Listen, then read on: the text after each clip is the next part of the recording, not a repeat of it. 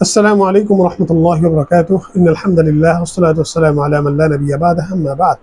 প্রিয় দর্শক, পবিত্র মাহে রমজানের ধারাবাহিক আয়োজন প্রতিদিনের তারাবির আলোচনার আজকের এপিসোডে আমরা আলোচনা করব 23তম তারাবির মধ্যে আমরা যা তেলাওয়াত করেছি তা নিয়ে।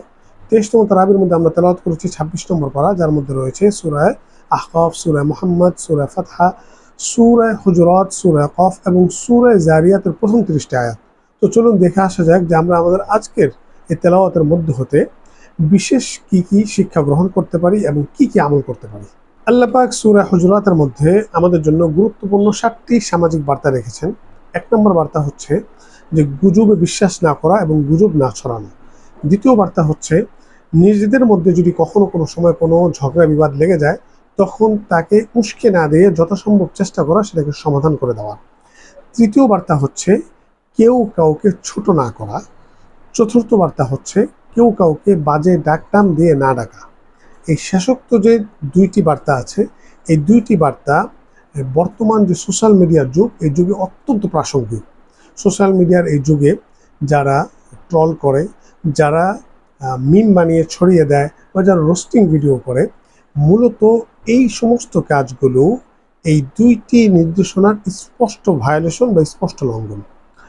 আর পঞ্চম বার্তা হচ্ছে যে কারো সম্পর্কে ভুল ধারণা পোষণ না করা, কারো সম্পর্কে না জেনে না বুঝে কোনো ধারণা পোষণ না করা।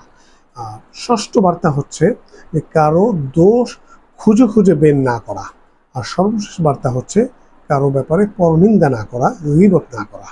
তো এই 7টি সামাজিক বার্তায় এত বেশি গুরুত্বপূর্ণ, আমরা যদি এগুলো সুন্দরভাবে পারফেক্টলি যদি আমাদের লাইফে এগুলো প্র্যাকটিস করতে পারি তাহলে ইনশাআল্লাহুল আজিজ আমরা একটি হ্যাপি লাইফ লিড করতে পারবো। সূরা কফের 18 নম্বর আয়াতের মধ্যে ইরশাদ হচ্ছে মা ইয়ালফিযু মিন কাওলিন ইল্লা লাদাইহি রাকিবুন আতীদ, যে মানুষ যা কিছুই মুখ দিয়ে বলে না কেন তার জন্যই সদা প্রস্তুত একজন প্রহরী নিযুক্ত আছে। অর্থাৎ আমরা আমাদের মুখ দিয়ে যা কিছুই বের করি না কেন তার প্রত্যেকটা জিনিস রেকর্ড করা হচ্ছে, প্রত্যেকটা জিনিস নথিবদ্ধ করা হচ্ছে। সেজন্য আমাদের উচিত হবে যখনই আমরা কথা বলবো, যখনই কিছু বলতে যাব তখন খুব সতর্ক হয়ে কথা বলা।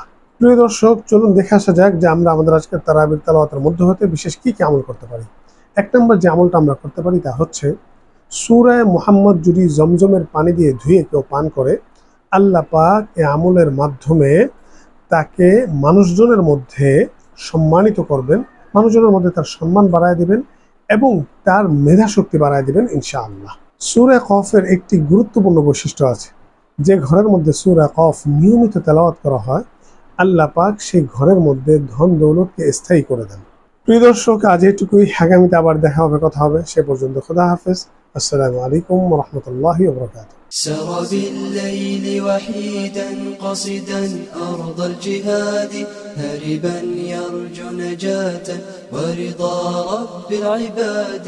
سر بالليل وحيدا قصدا أرض الجهاد هربا يرجو نجاة ورضا رب العباد.